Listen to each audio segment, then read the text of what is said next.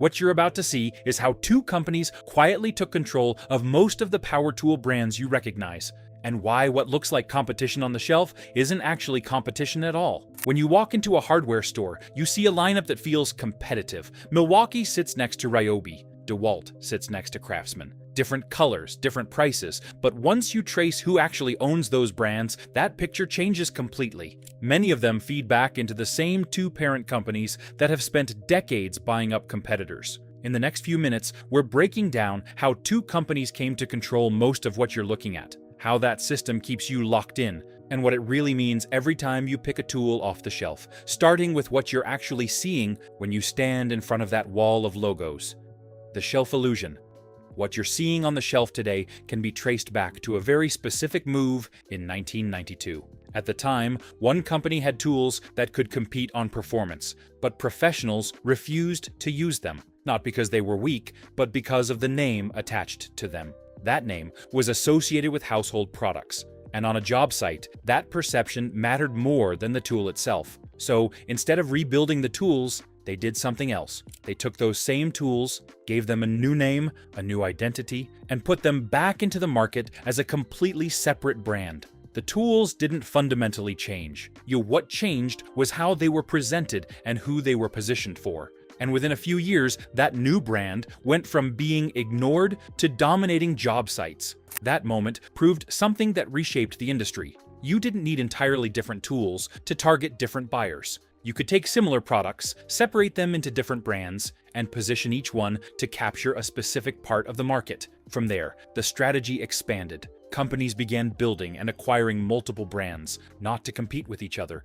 but to sit at different levels. One for entry-level buyers, one for homeowners, one for professionals, each one carrying its own identity, but often controlled from the same place. That's how the shelf became what it is today. It looks like a lineup of competing brands, but in many cases, those brands are part of a single system, arranged to give the impression of choice, while guiding you through a structure that was designed long before you got there. And once you understand how that started in 1992, the next step is to see who controls it now. The two companies behind most of it. That system didn't stay small. After that early shift in how brands were positioned, the next phase wasn't about building better tools. It was about control. And over time, that control narrowed down to two names that now sit behind a large portion of the brands you recognize. Stanley Black & Decker on one side, and Tektronix Industries on the other. Stanley Black & Decker is the result of a long chain of consolidation. What started as separate companies eventually merged, and from there, the strategy became clear. Instead of relying on one brand to compete across the market, they began acquiring others and placing them into different roles. Craftsman was brought in after the decline of Sears. Irwin and Lennox followed. Each brand kept its identity, but now operated under the same umbrella, positioned to cover a different type of buyer. On the other side, Tektronix Industries followed a similar path, but built its position through a different set of acquisitions and partnerships. They took control of Milwaukee, one of the most recognized professional tool brands, and paired it with Ryobi, which sits at a more accessible level for homeowners. They also secured licensing rights for Rigid's power tools, giving them another position in the lineup without needing to create a new brand from scratch. So, instead of two companies competing with each other through a single brand, you now have two companies managing entire portfolios. Each portfolio is structured to cover multiple price points, multiple user levels, and multiple use cases all at the same time. That's why the shelf looks the way it does today. What used to be independent companies competing for attention have, over time, been absorbed into larger systems. The names stayed, the branding stayed, but the control moved upward. Decisions about product design, pricing, and positioning are no longer made at the brand level alone. They are influenced by a structure that sits above all of them. And once you understand how those brands were gathered and organized, the differences between them start to look less like competition and more like placement. Because at that point, it's not about one brand beating another. It's about making sure that no matter which one you choose, you stay inside the same system. The next question becomes even more important, because this is where it starts to affect you directly. It's not just about who owns the brands, it's about why those brands are made to feel different in the first place. Why brands feel different. Once those brands move under new ownership, something subtle starts to change. It's not always obvious at first. The name stays the same, the packaging looks familiar, the reputation carries over. But over time, the experience begins to shift, and that's where a lot of longtime users start noticing the difference. Take Craftsman as an example. For years, Craftsman built its reputation under Sears. People trusted the name because the tools held up. Warranties meant something, and there was a consistency that made it easy to rely on. But once that ownership changed and the brand was repositioned under a larger corporate structure, the expectations people had didn't always match what they were getting anymore, and that's where the complaints started showing up. You'll hear people say it's not the same Craftsman, or that the tools don't feel as solid as they used to. Some mention changes in materials, others point to inconsistencies across product lines. The name stayed, but the experience began to drift. That pattern isn't limited to one brand. When a company manages multiple brands at once,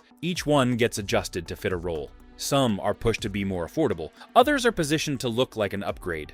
But in doing that, trade-offs are introduced. Corners get cut in certain areas so that another brand can sit slightly above it. So instead of every brand being built to be as strong as possible, they are often built to be just different enough. That's why those gaps you notice don't feel accidental. Features are limited in one place, improved in another. Materials change.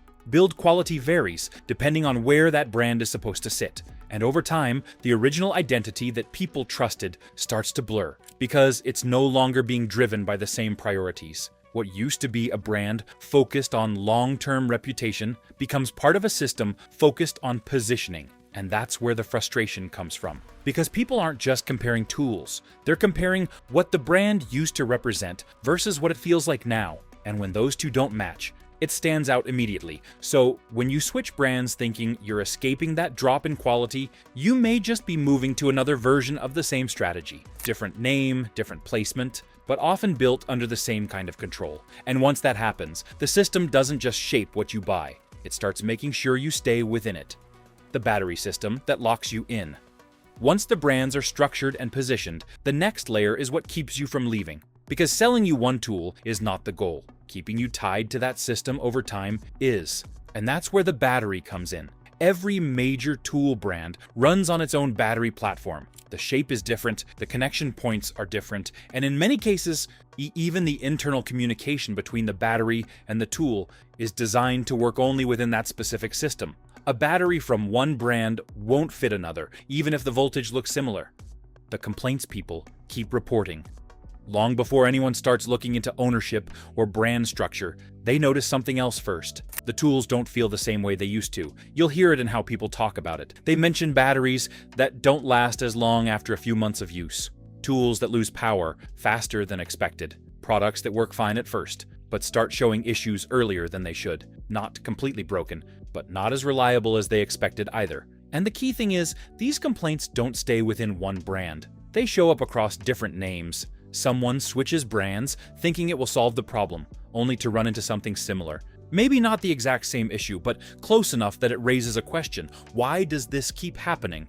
That's where the pattern starts to form. Because when brands are structured within the same system, the differences between them are often controlled. So even when the experience changes slightly, it doesn't always move far enough to feel like a real escape. And that's what makes it confusing for most buyers. They don't see the structure behind it. They just see individual products that don't quite meet expectations, and they assume it's just a bad pick. But when those same types of complaints keep showing up across different brands, it stops looking like coincidence. It starts looking like a pattern. If you've ever switched tools expecting a big improvement and didn't get it, take a second to like and subscribe. It helps more people understand what's really going on behind these brands. Because once you see those patterns clearly, the next step is to look at something most people don't even think about. It's not just the tool, it's where you're buying it from.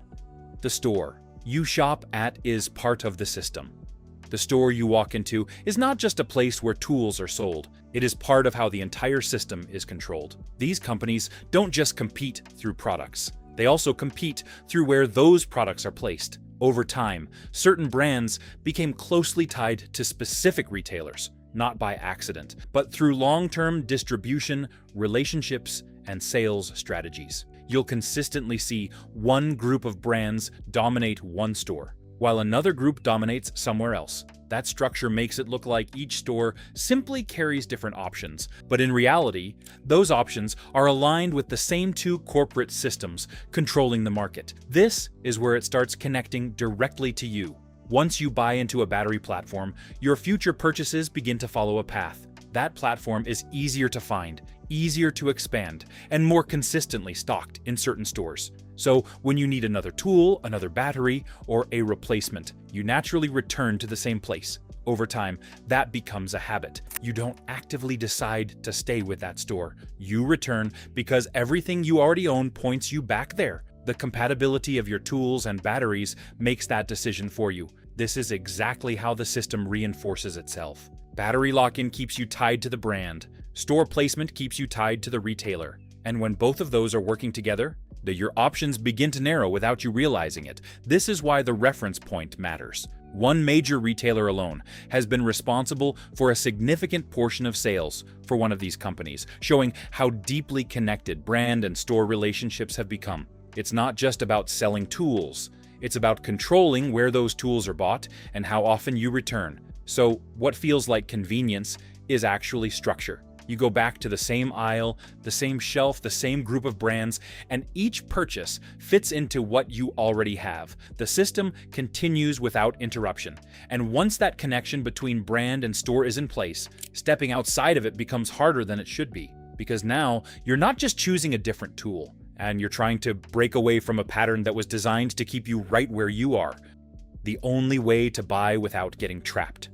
If most of these brands trace back to the same two companies, then that idea of brand loyalty starts to lose its meaning. What feels like choosing between completely different options is often just moving between brands that are structured under the same kind of control. That's why picking a side doesn't help the way people think it does. One person stands behind one brand, another argues for a different one, but in many cases, both of those choices lead back to the same system. The competition people believe in isn't always as real as it looks. And this is where most buyers get stuck. They stay loyal to a name, even when the experience starts to change. Yes, they assume switching brands will solve the problem. But if those brands are part of the same structure, that switch doesn't always take them as far as they expect. So, the better approach is to step away from that mindset entirely. Instead of focusing on the brand, focus on the tool itself. Pay attention to how it's built, how it performs over time, and how consistent the product line is. Look at what actually holds up, not just what's positioned as the better option.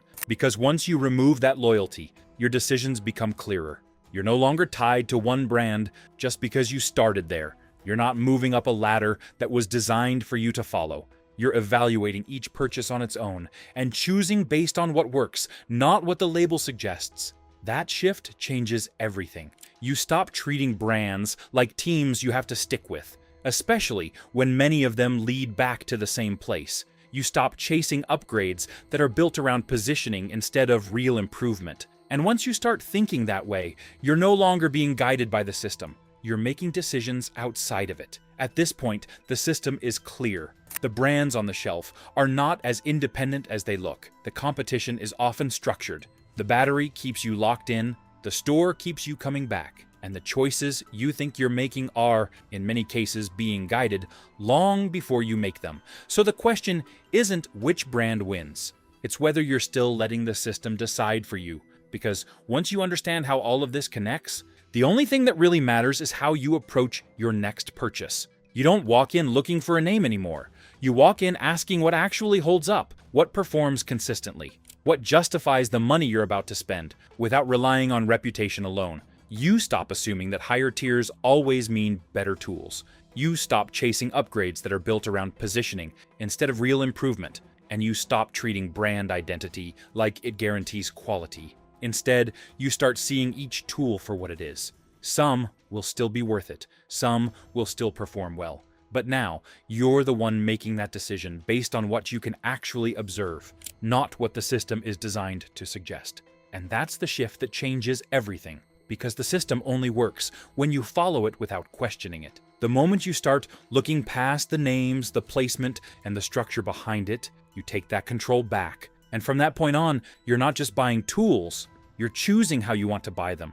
Once you start seeing the system behind these brands, it becomes harder to look at that shelf the same way again. What used to feel like a wide range of choices starts to look more structured, more controlled, and more predictable. That doesn't mean every tool is bad, and it doesn't mean you have to avoid these brands completely. It just means you now understand what's really happening behind them, and that awareness is what changes how you buy. Because from this point on, you're not just picking a brand and hoping for the best. You're paying attention to how that brand fits into the system, and what you're actually getting for your money, and whether it's worth committing to long term. More breakdowns like this are coming, where we look deeper into how these industries really work and how to make smarter decisions without getting pulled into the same cycle. If this gave you a clearer perspective, let me know your thoughts in the comments. And don't forget to like and subscribe so you don't miss what's coming next. That's not a limitation of technology. It's a design choice, because the moment you buy your first cordless tool, you're not just buying a drill or an impact driver. You're buying into a platform, and that platform expands quickly. You add a second tool, then a third, then extra batteries, chargers, maybe even outdoor equipment that runs on the same system.